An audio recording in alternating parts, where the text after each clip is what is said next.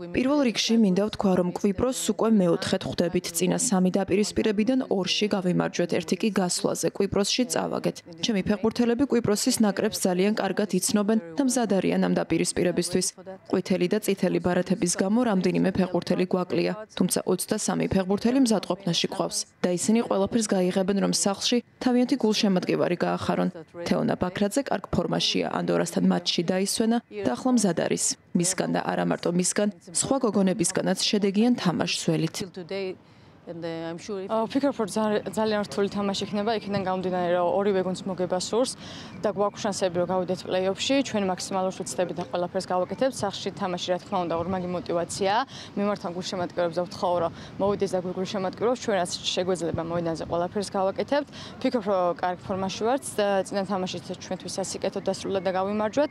გვყავს დანაკლისი, მაგრამ ასევე დაგვიბრუნდა ბაქრაძე და ბუხლიკიძე, რომლებიც გუნდისთვის ძალიან დიდი ძალაა და ვფიქრობ, რომ გავიმარჯვებთ.